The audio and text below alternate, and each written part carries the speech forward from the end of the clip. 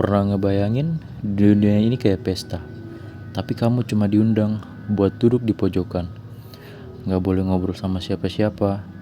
Nah, itulah kira-kira gambaran perekonomian tertutup. Di tengah dunia yang makin terkoneksi, ternyata ada juga loh sistem ekonomi yang memilih buat nutup diri, nggak ekspor, nggak impor, semuanya diproduksi dan dikonsumsi sendiri. Kayak masak mie instan, tapi semua bahannya tanam sendiri. Tapi kenapa sih ada yang memilih sistem kayak gini? Emang bisa bertahan? Apa dampaknya buat rakyatnya? Dan apa yang bikin sistem ini akhirnya ditinggalkan banyak negara? Yuk, kita bongkar bareng-bareng apa itu perekonomian tertutup dan kenapa sistem ini menarik buat dibahas walau sekarang udah mulai ditinggalkan. Hai, kami dari kelompok 4 Ekonomi Makro Universitas Cendrawasih akan membawakan materi seputar perekonomian tertutup. Selamat menonton. Apa sih perekonomian tertutup itu? Perekonomian tertutup adalah suatu sistem ekonomi di mana negara tidak melakukan hubungan ekonomi dengan negara lain. Artinya, tidak ada kegiatan ekspor dan impor, serta tidak ada arus modal masuk atau keluar dari luar negeri. Semua kegiatan ekonomi seperti produksi, konsumsi, investasi, dan distribusi hanya terjadi di dalam negeri. Karakteristik perekonomian tertutup yaitu ada 6 bagian. Yang pertama, tidak ada perdagangan internasional, tidak terjadi ekspor maupun impor barang dan jasa. Yang kedua, tidak ada arus modal internasional, tidak ada investasi asing masuk ataupun modal domestik yang diinvestasikan ke luar negeri. Yang ketiga, konsumsi terbatas pada produk domestik. Masyarakat hanya mengonsumsi barang dan jasa yang diproduksi di dalam negeri. Yang keempat, fokus pada sumber daya domestik. Semua produksi dilakukan dengan memanfaatkan sumber daya yang terjadi di dalam negeri. Yang kelima, kebijakan ekonomi independen. Pemerintah tidak terpengaruh oleh kebijakan ekonomi global. Yang keenam, model 3 sektor sederhana.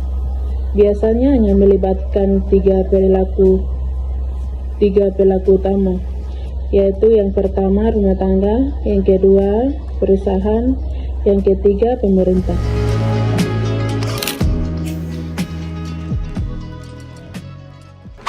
Adapun instrumen kebijakan makroekonomi.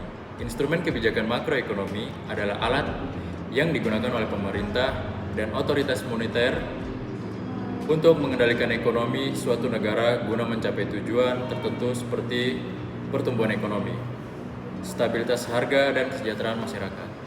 Dan berikut ada beberapa instrumen utama.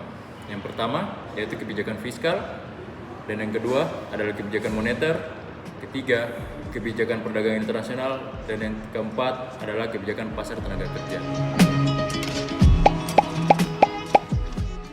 Dan ada beberapa faktor yang mempengaruhi kebijakan fiskal. Yang pertama adalah kondisi ekonomi. Jika ekonomi sedang dalam resesi, kebijakan fiskal ekspansif bisa lebih efektif dibanding saat ekonomi sudah tumbuh pesat. Yang kedua, tingkat utang pemerintah. Negara dengan utang tinggi mungkin mengalami kendala dalam meningkatkan belanja karena harus membayar bunga utang. Dan yang ketiga, efisiensi dan transparansi pemerintah. Korupsi dan birokrasi yang lambat dapat menghambat penyaluran dana dan mengurangi dampak kebijakan fiskal. Dan terakhir, keempat adalah respon masyarakat dan bisnis. Jika pajak dinaikkan, perusahaan mungkin mengurangi investasi, sementara konsumen bisa mengurangi belanja. Adapun faktor yang mempengaruhi kebijakan moneter. Yang pertama, tingkat inflasi dan pertumbuhan ekonomi. Jika inflasi sangat tinggi, kebijakan moneter ketat seperti kenaikan suku bunga lebih efektif dalam mengendalikannya. Yang kedua, struktur pengembangan dan sistem keuangan. Jika perkembangan tidak sehat atau memiliki banyak kredit macet, efektivitas suku bunga rendah untuk mendorong pinjaman bisa berkurang. Yang ketiga, faktor global dan nilai tukar mata uang. Jika negara bergantung pada impor, pertumbuhan nilai tukar akibat kebijakan moneter bisa berdampak besar pada harga barang.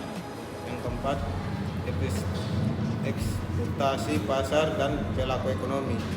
Jika masyarakat yakin bahwa inflasi akan naik, kebijakan moneter yang bertujuan menurunkan inflasi bisa kurang efektif. Dan adapun dampak kebijakan makroekonomi dalam perekonomian tertutup. Dalam perekonomian tertutup, kebijakan makroekonomi langsung mempengaruhi ekonomi domestik tanpa pengaruh perdagangan internasional. Kebijakan fiskal meningkatkan atau menekankan konsumsi dan investasi melalui pengeluaran pemerintah dan pajak.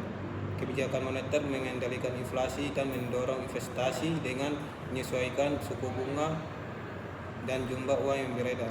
Efektivitas kedua kebijakan ini bergantung pada pengelola yang bijaksana untuk menjaga stabilitas ekonomi dan pertumbuhan.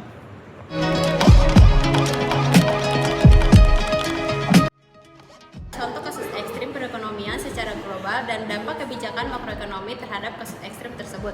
Contoh kasus yang kami ambil adalah krisis finansial global tahun 2008 yang bermula dari sektor perumahan di Amerika Serikat dan menyebar ke seluruh dunia. Dampaknya sangat besar, banyak bank besar mengalami keruntuhan, tingkat pengangguran yang meningkat, dan pertumbuhan ekonomi global yang merosot tajam.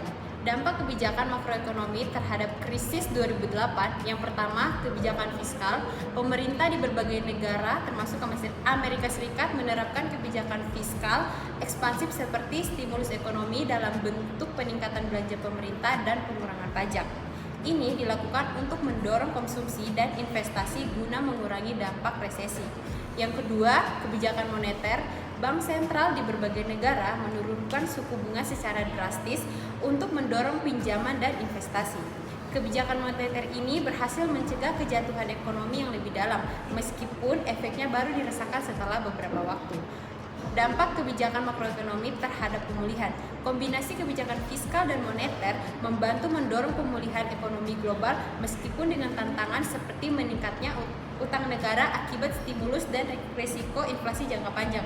Kebijakan yang dirancang dengan baik membantu stabilitas pasar keuangan dan memulihkan kepercayaan masyarakat terhadap sistem ekonomi.